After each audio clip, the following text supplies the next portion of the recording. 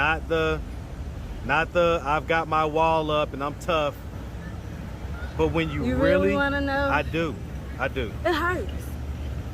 It hurts because you gotta excuse me because I am going through a lot. So speaking right now is kind of hard. It hurts because some people don't supposed to be like that towards your children. It's like it pushes me though. Nobody's supposed to be like that towards their children. It pushes me a lot because it makes me realize, hey, and I suffer from mental health. So it dawns on me harder than some people that are naturally mentally strong. No, I think that you sound like you're already strong, but that's just a bit much sometimes. And let me say this: she's not here right now. If she would have happened to come across this video on YouTube, if you could give her a message and just tell her what's on your heart, that she may not have even never heard it because you grew up having to be tough. The message that I would say to her is, what's up, YouTube? Become a member of the channel. Click the join button. You're gonna get access to exclusive content, more updates, post-interview reactions, and the lost tapes that never made it to YouTube. Click the join button, become part of the family. Now back to the content. What's up, YouTube? Atlanta Street Interviews out here with another one. So we got a young lady with us today. How you doing today, miss? I'm wonderful. All right. I love the energy. I'm doing well. Thank you for asking. All right. And so are you homeless? In a sense, yes, I am homeless. Okay. I'm not suffering from chronic homelessness, so it's not the homelessness that you normally see, but it is a form of homelessness. What form of homelessness? It is being able to still have a roof over your head, but not knowing if that is going to be definite or solid. I get it. So yes. Okay. How old are you? 25. 25. You got such a baby face. Right. Because I live life that don't allow life to live me no matter the situation. I hear that. All right. And so how long have you been in this place of homelessness? I'm gonna say going on a year. It's an on and off situation, but like I said, homelessness has different forms. Different levels to it. Absolutely. So yeah, about a year. All right. And so what was it that happened a year ago that caused you to become homeless? October 27th, I was in a domestic violence relationship, and the man almost killed me due to the fact that he had a drug use addiction that I didn't know about. The relationship was quick. In the sense of me wanting to get away, and I do have 2 children. I left, and that was the start of that because I needed better. Okay. How long had y'all been together before this incident occurred? About 8 months. Okay. And so what drugs was he taking that you didn't? He was on, him being older than me. He was on a drug called Flocka. Yeah, we know about Flocka. I didn't know about Flocka at first, but he got on that and he was very adamant about me not being around it, but I didn't know what it was. And then one day he just reacted, and we was in the car and he tried to kill me. What did he do? He smashed my face against the dashboard. He punched me, choked me, and tried to make me fly out of my car window.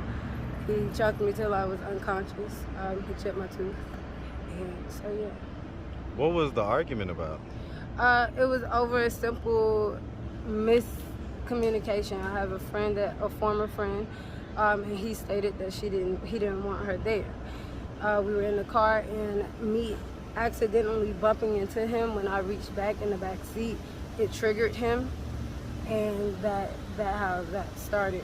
So basically in my head, I feel like I triggered the situation because we were already in a heated discussion. Okay. All right. Yeah, no, I mean, I get it. Okay, so you say that you have 2 kids? Yes. All right. Is this the dad? No. Okay. And so how old are your kids? My daughter is about to be 7, September 13th, okay. And my son is 4. 4? All right, 7 and 4. Same dad or 2 different dads? Same dad. Same dad? So was that a long-term relationship? Oh yeah, about 4 years. So me being 25, that's a long time for me. Yeah, yeah, because yeah. I didn't start dating until that was like my first relationship. I was 18, so yeah. Wow. Okay. And so you had 2 kids like right away. Mm-hmm. Okay. Mm-hmm. All right. And so, why did that relationship dissolve? Because sometimes people are meant to bring energy into the world and not meant to be with each other. They're meant to learn from each other. So it was a learning situation, and I brought my 2 beautiful babies in the world. So Well, I get it, but what specifically made you guys decide we're gonna break up? we realized we weren't mentally compatible. Mentally compatible? Yes. How so? Because I'm a sapiosexual, and due to his religious beliefs, I tried to accommodate those, but I realized no matter my accommodation to his life and his religion, it was not satisfying to him. So even though I did learn a lot from him, I realized mentally, to a certain extent, I couldn't learn from him anymore. And you say he's older than you? Oh, he's 26. He's 26. Oh, so he's like a year. So you guys like the same age? Yeah, basically. Okay, I get it. I get But it. you can learn from whoever. You can learn from someone younger than you. You can learn from someone Well, older yeah, than you. yeah, no doubt, no doubt. What religion was He's he? Muslim. Okay. Okay. So I mean, I'm gonna ask, right? Ask anything. I'm here. So here's the deal. So, and I get it because you're still fairly young, but okay, let me just, before I ask that, who do the kids live with? Right now, well, legally they are with me, but right now, due to my situation being unstable, me and their father decided to co-parent, so they are currently with their father in Dalton, Georgia. Okay. In Dalton, Georgia? Carpets of Dalton, man. Right. That's old school right there, man. All the old school Carpet ATLers Central. know about that, man. Carpets of Dalton. Okay, so all right. I mean, I get it, but I guess it's just unfair to the kids when people have these kind of thought processes like, this person's good enough to make kids with, but not good enough to try to, Well, no, you know. I'm not going to say it in that sense, because my thought process is automatically, morally, I want to be a wife. And I just realized that sometimes when you're not compatible and when you can't compromise with each other, sometimes it's best to be friends than to be in a relationship, because you'll hurt the kids more being in a toxic relationship than not being. I get that and I understand. No, I don't know if some people do, but my personal thought process, I don't have the thought process to not be with that person. So that's why I changed my religion once upon a time. That's why I did that, to accommodate somebody else's mind. Right, so you was trying to, make it work, so to say. Yeah. I get it. I mean, I guess, did it take you that many years to realize that y'all was not compatible though? Because it's fine if you had the first kid, but then you had another kid, and it wasn't back to back. The second one was very unexpected. Yeah, because Okay. After my daughter, my doctor told me that I wasn't going to be able to have any more kids. Okay, so you guys was just, y'all didn't think that was gonna happen, basically. Yeah. He was probably shooting the club up. Yes. All right, I get it. Tear the club up. Hey man, shout out 36 Mafia, man. So honestly, that situation it's like, okay, I wasn't thinking that I could have any more kids. I get it. No, say less. So when I did realize I was pregnant, I was probably like going on 17 weeks when I found out I was pregnant with my son. I understand. So- I mean, if you don't think you can have it, then I get it. You're a little more reckless with things. I ain't mad at you. Just a tad bit, teeny All right, so let's start from the beginning. Where you from? I'm from Atlanta, Georgia. I'm born and raised here. Shout out Atlanta, Grady man. baby, man. Shout out to ATL. Yeah. And definitely shout out all my Grady babies, man. Seriously. Yeah, okay. Real Southern Belle. Hey, man, real Southern Belle type Yeah. stuff right over here. All right, so, growing up here in Atlanta, did you have both your mom and your dad in the household?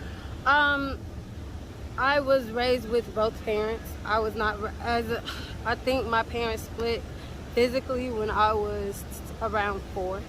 Okay. But a good co-parent Good, situation? wonderful co-parenting. That's why I know how to co-parent so great. Okay. Because I've had an excellent example. Like seriously, from both my parents, they still see each other, go over each other's houses, have family events together. They're just not together. So, okay, yeah, I get that. And that's why I understand it's not with the thought process of not being with someone when you don't have a child. Like when you have a child, it's not that you don't want to be with them after that. It's just the fact that when it doesn't work, you got to either pick your life or that child's future. And that's what I chose, my kid's future, because sometimes two people aren't the best when they're romantically together. Listen, you're right. So there's no argument for me on that. So I get that. All right. And so, I mean, so it's been about a year since we've kind of been in this situation. What are we doing to try to get ourselves out of this position? Well, I work. I currently work. I was just working at the airport. Right now, I just recently got hired on to the DeKalb County Sanitation. So I started that on the 22nd. I've gotten connected with resources that are going to help me get housing vouchers because I don't have a record, so I am really trying. I'm currently in school. I'm enrolled at Georgia Piedmont.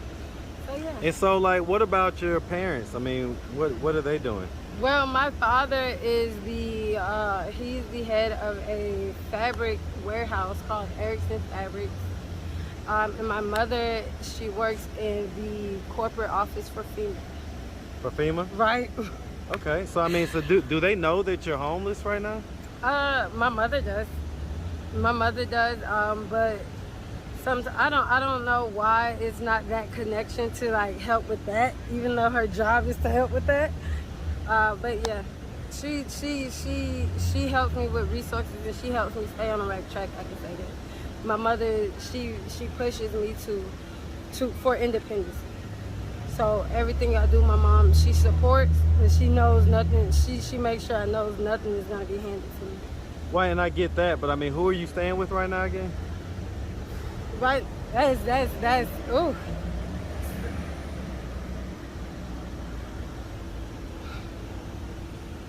It's hard to explain. I stay from house to house, so it's not like I can say, oh, I stay somewhere. I get it. You're pillar to post. Yeah, you ain't the I'm first. mentally a nomad. Well, you're physically a nomad. Yeah, sounds like. basically. Yeah, it sounds like not just mental. So, I mean, but and that I guess that leads me to the question of, can you not stay with your mom? It's not that I can't, but once you already reach that milestone in life that you have had independency and the type of mother I have, she fights for it. She fights for it. I tell you, man, I would have ended up on one of my videos if I had the type of parent like that. Honestly, because, you know, when I was 30, I hit a rough patch. And I had to move back in to my parents' house with my family. Yeah. Kids, you know, everything. And so, but that... Yeah, my mom, she has opened her door to me once before, but due to my pride and my mental stubbornness, I can't stay somewhere too long because I know I gotta get it on my own. I know I gotta work hard to achieve certain things. So sometimes it put me in a hectic place. I get it, but it doesn't mean that it's permanent. When I went back to my parents' house for those 11 months, I built the whole insurance business while I was there, so that when I left, I was completely stable. I don't get why more people who have the opportunity to stay at their parents' home, I mean, why do you let pride get in the way of that? Sometimes it's not that. It's sometimes some parents aren't the same. Some parents, when they see you in certain situations, they may not help as much. They may take more than they help. So you feel like your mom would take more than she would help? In a sense. In a sense, yeah. I do. Not to be malicious, but sometimes people look out for themselves before they look out for others. For their kids? Some people are like that. You got to think about where you at. I don't know about other states. I'm from here, but yeah, I no, like to look I'm at Georgia. Here. I like to look at Georgia as stuck in a mental time war. And some parents aren't how they supposed to be, or some parents not how they used to be. So. Well, I mean, I guess I definitely understand that there's different folks out here that just think differently, and that's fine. Yeah. How does that make you feel, though? when you really think about it, not the I've got my wall up and I'm tough, but when you really want to know? I do. It hurts. It hurts because you gotta excuse me because I am going through a lot. So speaking right now is kind of hard. It hurts because some people don't supposed to be like that towards your children. It's like it pushes me though. Nobody's supposed to be like that towards their children. It pushes me a lot because it makes me realize, hey, and I suffer from mental health. So it dawns on me harder than some people that are naturally mentally strong. No, I think that you sound like you're already strong, but that's just a bit much sometimes. And let me say this: she's not here right now. If she would have happened to come across this video on YouTube, if you could give her a message and just tell her what's on your heart, that she may not have even never heard it because you grew up having to be tough. The message that I would say to her is thank you. And I know it sounds so crazy, but thank you, because everything and every obstacle that my mother do put me through or that I put myself through, my mother has always been there. I can say she's been there, she's supportive. So a lot of things are on my decision, but I just want to tell my mom thank you. I want her to know that everything she taught me, I take it in life and I use it. And I'm going to keep using it. What are the tears for? Because it hurt. So why don't you tell her that? Why don't you tell her that? She know that. She know that. But I'm tired of hurting. I'm tired of hurting, so I gotta say thank you. I can't focus on what hurt me no more. So it just. Does she know that you're hurt? Mm-hmm. Well, if she doesn't know, tell her. Right. Don't be afraid. She's not here. It's a safe space. Tell her. It's not, I'm hurt. I was. But mentally right now, I think my tears are more just conquering tears. Because I was hurt for so long mentally and emotionally that I didn't have any emotion. I didn't cry. So sometimes when I do speak about my growth and I think about my growth, it's not that I'm hurt. It's I'm grown. I'm happy. I'm happy, but I'm still human, so I do recognize what hurt. Well, and I'm listen. I get it. Yeah. But it seems, because at the end of the day, I know it seems like it's just plain old hurt. You know, I get the explanation. I get it. So I know. I try to for myself. I try to categorize it as certain things because I was so mentally low. I've suffered with depression. I was a self-inflictor. I was about to say, what age did that diagnosis occur? 7 years old, honestly.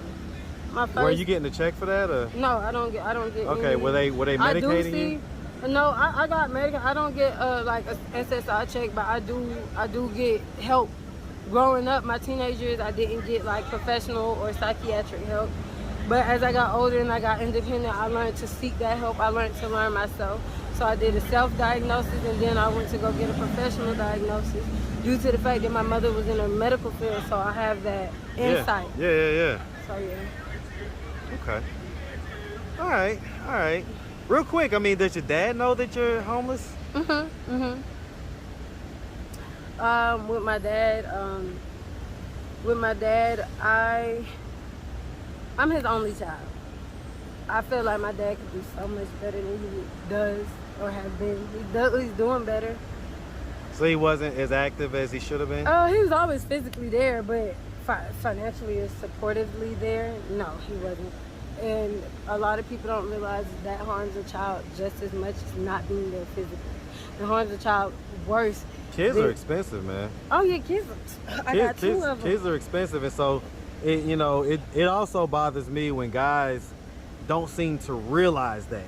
They think that, oh, the mama got it, the grandparents got it, everybody else except the person who made the kid. Yeah. And that's not okay with me. So, but I get that. So, I mean, but you feel like your dad was there, but You feel like he could do so? I mean, you say he knows that you're homeless right now. Mm-hmm. Why is it not possible Well, for you to get the help from him as far as just having a solid roof over your head? With And that, you're his only child. it's not that he'll allow me to stay there, but due to certain things, like I said, I am learning to not allow my mental So did you do imbalances something to- crazy, or did you? No, honestly, I'm actually welcomed at both of my parents' houses. It's just how they are more on a moral aspect. It messes with my mind and how I think to myself. So I try to. Give me an example, because I'm not quite computing. Okay, my parents is big on independence. I can't really speak for my dad. I love my dad, he's there, but I don't really confide in my dad about certain things. Why not? I don't feel like it's useful. I don't feel like it has a purpose. I feel like What do you feel like would happen if you confide in your dad?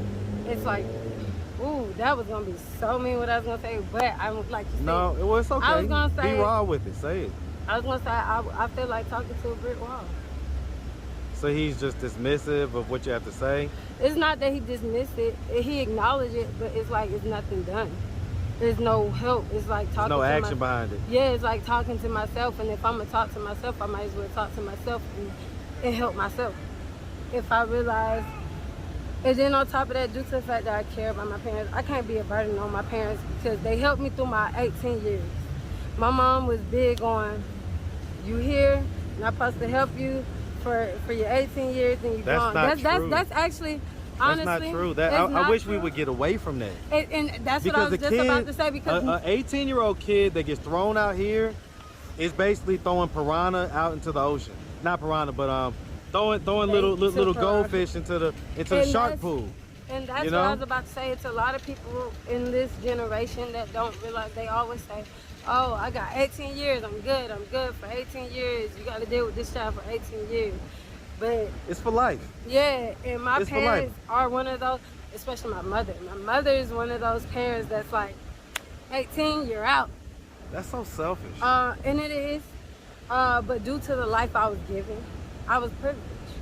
So when I didn't catch that step, that was me. I can't say, oh, my mama them was selfish, because at the end of the day, they taught me morals. They taught me how to save money. They taught me this at a young age. So when I hit that step, knowing how my parents are, that was supposed to be me taking that step. But I didn't. I messed around, I had a kid, and it wasn't purposely.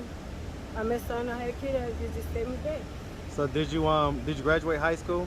I got up to, I did not graduate high school. I got up to the last week in my 12th grade year. Okay. And dropped out. Why would you drop out the last week? Because I felt like I didn't have support with my daughter. I had just had my daughter in September. And nobody would help me. Like my mom, she was like, But hey, if you made it all the way till May, school ends in May down here. So I mean, you made it from September to May. That's the whole school year. Yeah. See, September, what it was I don't get that. That's not what quite it adding. was what it was once I had her, I stayed. Don't get me wrong, I pushed. I went from school to school. My life became so unstable. It was so hard for me to focus on education. Were I they had to upset focus about the fact that you had a kid? My mother was. Come on. Oh, Don't step in it. It's over there. okay. All right, so just a quick interruption, man. I'm glad I'm not getting the ticket. All right, so anyway, well, I tell you what, I get all that. If anybody out there, real quick, what are we doing at this point to try to get ourselves out of this position of being homeless? Well, I'm currently enrolled in my GED. I have all 40 hours, so within the next 2 weeks, I will be getting my diploma. Man, big congrats That's on a- that, man. Big congrats on Like I said, I just got hired on to DeKalb County Sanitation.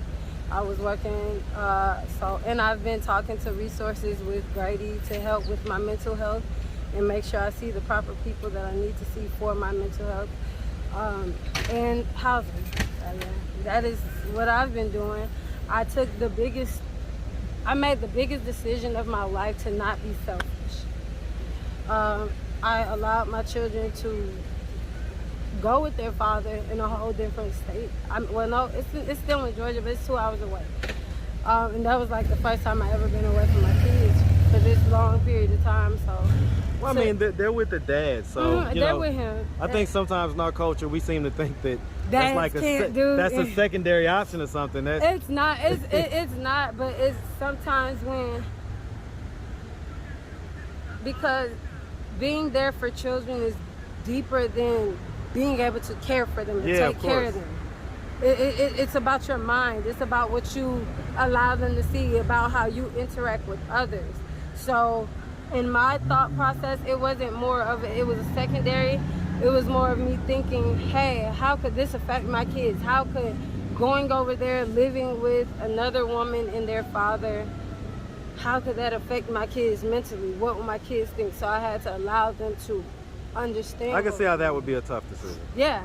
Okay. But it helped. It works out in the long run because they have siblings over there. So yeah.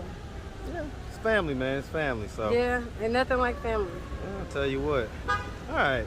Well, listen, like I say, man, we really appreciate you taking the time, answering all of our questions. If anybody out there wanted to reach out, help, or donate, do you have a way they could do that? Do you have social media, Cash App, anything like that? Yes, I have my social media. My Cash App is $unicorn lover. Oh, Lord. Y'all in these Cash App tags, boy. I am the woman with the unicorn tattoo, so listen, I will claim that. Get it. You the unicorn lover. Yeah, I have it. It's on my back. Okay. Unicorn lover 1. Okay, all right. So yeah, that is my Cash App. Social media, I have a Facebook. My name is Jasmine, right on Facebook. I don't have any other social medias. Okay. Well, like I say, we really appreciate you. And we definitely wish you nothing but the best out here, okay? Yes, thank you. All right, make sure you have a good one, all right? You too. All right. It's great talking to you. Oh, yes. Because